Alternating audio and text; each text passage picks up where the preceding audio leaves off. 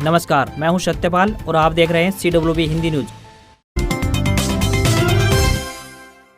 हरियाणा मौसम अपडेट। हरियाणा के कई हिस्सों में बरसे बादल, दिल्ली में भी बदला मौसम का मिजाज। आज से झमाझम बारिश की उम्मीद। बुधवार को हरियाणा व NCR दिल्ली में सुबह से ही आसमान साफ बना हुआ था। दोपहर को भिवानी के लोहारू, बहल, सरल, बाडा, सतनाली, महेंद्रगढ़, कनीना, अटेली, नागल चौधरी, नारनौल, कोसली, रेवाड़ी व गुरुग्राम में आसमान में बादलों ने डेरा जमा लिया और 30 से 40 किलोमीटर प्रति घंटे की रफ्तार से हवाओं के साथ गरज चमक के साथ बारिश दर्ज की गई, जिसकी वजह से संपूर्ण इलाके में आमजन को राहत मिली है। जिन स्थानों पर बारिश हुई है वहाँ मौसम सुहावना बन गया है, परंतु शेष हरियाणा में उमस और पसीने वाली गर्मी से लोग परेशान हैं। 30 जून यानी आज से हरियाणा व NCR दिल्ली में पवनों का रुख बदल जाएगा, जिससे हरियाणा व NCR दिल्ली में राहत की झमाझम बारिश देखने को मिल सकती है। भारतीय मौसम विभाग द्वारा संपूर्ण इलाके पर येलो और ऑरेंज अलर्ट जारी कर दिया गया है। 3 जुलाई तक लगातार बारिश की संभावना जताई जा रही है।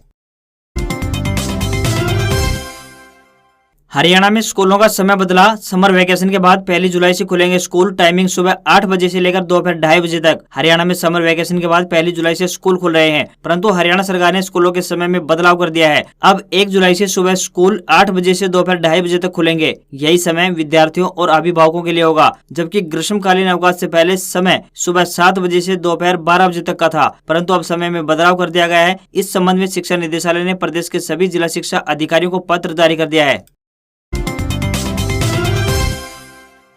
1 जुलाई से सिंगल यूज प्लास्टिक पर रोक। रोहतक में नगर निगम ने सख्ती के लिए 2 टीमों का किया गठन, काटेंगे चालान। हरियाणा के जिला रोहतक में 1 जुलाई के बाद सिंगल यूज प्लास्टिक प्रयोग करने वालों पर रोहतक प्रशासन सख्ती बरतेगा। इसको लेकर रोहतक नगर निगम ने 2 टीमों का गठन किया है। अगर इसके बाद भी कोई सिंगल यूज प्लास्टिक का प्रयोग करेगा तो प्रशासन उसके खिलाफ सख्त कार्रवाई करेगा और चालान काटेगा। हालांकि धरातल पर इसका असर कम ही दिखाई दे रहा है। अभी भी धड़ल्ले से प्लास्टिक की थैलियां बिक रही है।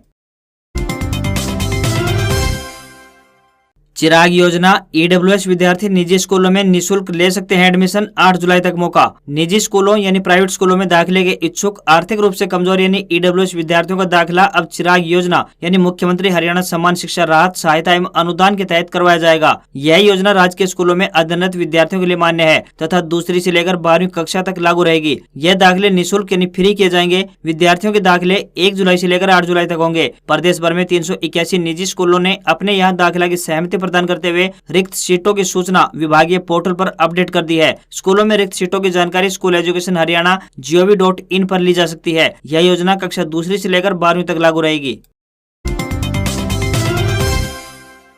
घर घर लगाए जाएंगे प्रीपेड स्मार्ट बिजली मीटर। उपभोक्ताओं को बिल में मिलेगी छूट। बिजली उपभोक्ताओं को मीटर रीडिंग एवं बिजली बिल संबंधी समस्याओं का समाधान करने के लिए हरियाणा सरकार की ओर से दक्षिण हरियाणा बिजली वितरण निगम और उत्तर हरियाणा बिजली वितरण निगम के माध्यम से प्रीपेड स्मार्ट मीटर लगाए जा रहे हैं, जिनके माध्यम से बिजली उपभोक्ताओं को अनेक रियायतें व लाभ दिए जा रहे हैं। बिजली निगम के प्रवक्ता ने बताया कि पोस्टपेड उपभोक्ता अपने मीटर को प्रीपेड मीटर में कन्वर्ट करवा सकते हैं, जिसके लिए उन्हें अपने मोबाइल में smart meter mobile app download करनी होगी। इसके लिए उपभोक्ता 1912 यानी 1912 पर कॉल भी कर सकते हैं। उन्होंने बताया कि प्रीपेड स्मार्ट मीटर उपभोक्ताओं को बिजली बिल पर 5% की छूट मिलेगी। इसके अलावा दैनिक बिजली खपत को उपभोक्ता स्वयं मॉनिटर भी कर सकेंगे। बर्थ सर्टिफिकेट को लेकर स्कूलों में एडमिशन संबंधी नियमों में किया गया बदलाव। किसी स्कूल में दाखिला लेने के लिए बच्चे का जन्म प्रमाण पत्र अनिवार्य कर दिया है। शिक्षा विभाग ने इस बारे में निर्णय लेते हुए सभी स्कूलों को निर्देश जारी किए हैं। शिक्षा विभाग की ओर से जिला शिक्षा अधिकारी व मौलिक शिक्षा अधिकारी के माध्यम से सभी स्कूलों के मुखियाओं को इस संबंध में निर्देश जारी कर दिए हैं। स्कूल में बिना जन्म प्रमाण पत्र के दाखिला नहीं मिलेगा। शिक्षा विभाग की ओर से जारी पत्र के अनुसार दाखिले के दौरान ऑनलाइन जन्म प्रमाण पत्र ही अनिवार्य किया जाएगा। बच्चे की जन्म संबंधी जानकारी प्रदेश सरकार की वेबसाइट पर दर्ज होनी चाहिए। हस्तलिखित यानी हाथ से लिखी हुई जन्म प्रमाण पत्र अब मान्य नहीं होगी। जानकारी के अनुसार हस्तलिखित जन्म प्रमाण पत्र को लेकर कई बार विवाद हो चुके हैं। इसी फर्जीवाड़े को रोकने के लिए शिक्षा विभाग ने दाखिले संबंधी इस तरह के नियमों में बदलाव किया है। PM किसान अपडेट। नहीं करवाया यह काम तो नहीं मिलेगी 12वीं किस्त। यदि आप PM किसान योजना के लाभार्थी हैं तो यह खबर आपके लिए जरूरी है। दरअसल सरकार ने PM किसान योजना में E-KYC को अनिवार्य कर दिया है। यदि आपने अब तक E-KYC नहीं करवाया है तो इसे जल्द से जल्द करा लें। अगर आप ऐसा नहीं करते हैं तो 12वीं किस्त का लाभ नहीं उठा पाएंगे। इसके लिए किसानों को 31 जुलाई 2022 तक का समय दिया गया है। जिन किसानों से इस प्रक्रिया को पूरा नहीं किया है उन्हें 12वीं किस्त का पैसा भी नहीं मिला है। ऐसे में अगर आपने KYC नहीं करवाया है तो इसे जल्द से जल्द करा लें। PM किसान योजना के तहत जिन किसानों के खाते में 11वीं किस्त नहीं आई है उन्हें अब अगली किस्त के साथ ही पिछली राशि भी दी जाएगी। यानी किसानों को अब एक साथ 4,000 रुपए मिलेंगे। 1 जुलाई से ये सभी वस्तुएं होंगी बैन। इन कंपनियों को भी राहत नहीं। सरकार ने पैक्ड जूस से लेकर डेयरी प्रोडक्ट बेचने वाली कंपनियों को एक बड़ा झटका दिया है। दरअसल सरकार के निर्देश के अनुसार भारत में 1 जुलाई से सिंगल यूज प्लास्टिक का इस्तेमाल पूरी तरह से बंद हो जाएगा। यानी अब 1 जुलाई से बेवरेज कंपनियां प्लास्टिक स्ट्रॉ के साथ अपने प्रोडक्ट को नहीं बेच पाएंगी। भारत सरकार ने यह ठोस कदम कूड़ा करकट वाले सिंगल यूज प्लास्टिक से होने वाले प्रदूषण को कम करने के लिए उठाया है। सिंगल यूज प्लास्टिक का अर्थ होता है कि किसी भी वस्तु का एक बार इस्तेमाल कर उसे फेंक देना। इस तरह के प्लास्टिक को रिसाइकिल भी नहीं किया जा सकता, जिससे हमारे पर्यावरण को काफी नुकसान पहुंचता है। 3 साल के लंबे इंतजार के बाद आयोजित होगी भर्ती रैलियां। जानिए किस दिन कहां पर होगी रैली। लगभग 3 साल के लंबे इंतजार के बाद सेना में भर्ती रैलियां शुरू होने जा रही हैं। आप सभी जानते हैं कि तीनों रक्षा सेनाओं में सिपाहियों की भर्तियां अग्निपथ योजना के अंतर्गत की जाएंगी। अग्निपथ योजना के तहत सेना में भर्ती के लिए 84 रैलियों का संभावित शेड्यूल जारी कर दिया गया है। इन सभी भर्तियों में से हरियाणा में 6 भर्ती रैलियां होंगी। इनमें 5 हरियाणा और 1 दिल्ली में होनी है। हरियाणा में होने वाली 5 भर्ती रैलियों में से 4 की तारीख और स्थान निर्धारित किया गया है। सबसे पहले बात ARO हिसार की, तो यह भर्ती हिसार में 12 से 25 अगस्त तक आयोजित की जाएगी। इसमें हिसार, सिरसा, जींद, फतेहाबाद के युवा हिस्सा ले पाएंगे। वहीं ARO चरखी दादरी की बात करें तो इस क्षेत्र की भर्ती रैली भिवानी में आयोजित होगी। भर्ती रैली का आयोजन 11 से 24 नवंबर 2022 तक होगा और इसमें चरखी दादरी, रेवाड़ी, महेंद्रगढ़, भिवानी जिलों के युवा शामिल हो पाएंगे। वहीं बात करें ARO रोहतक की, तो इस भर्ती रैली का आयोजन रोहतक जिले में 27 नवंबर 2022 से लेकर 10 दिसंबर 2022 तक होगा और इसमें रोहतक, सोनीपत, पानीपत व झज्जर जिले के युवा शामिल हो सकेंगे। वहीं बात करें दिल्ली ARO की, तो यह भर्ती रैली दिल्ली में बवाना के राजीव गांधी स्टेडियम में 7 से 27 दिसंबर 2022 तक आयोजित होगी तथा इस रैली भर्ती में दिल्ली, गुरुग्राम, फरीदाबाद और पलवल के युवा हिस्सा ले पाएंगे। CBSE result update. जुलाई के प्रथम सप्ताह में जारी किया जा सकता है 10वीं कक्षा का परिणाम। केंद्रीय माध्यमिक शिक्षा बोर्ड की 10वीं और 12वीं की परीक्षाएं पूरी हो गई हैं। अब छात्रों द्वारा इसका परीक्षा परिणाम का इंतजार किया जा रहा है। बता दें कि हरियाणा विद्यालय शिक्षा बोर्ड यानी HBSC का 10वीं और 12वीं कक्षा का परीक्षा परिणाम घोषित होने के बाद CBSE बोर्ड के बच्चों में परीक्षा परिणाम को लेकर उत्सुकता बढ़ गई है। अभी तक CBSE द्वारा परीक्षा परिणाम जारी करने के लिए कोई भी आधिकारिक डेट निर्धारित नहीं की गई है। वहीं शिक्षा विशेषज्ञों का कहना है कि 10वीं का परीक्षा परिणाम जून के लास्ट सप्ताह और जुलाई के प्रथम सप्ताह में घोषित किया जा सकता है। वहीं 12वीं का परीक्षा परिणाम जुलाई के दूसरे सप्ताह तक जारी किया जा सकता है।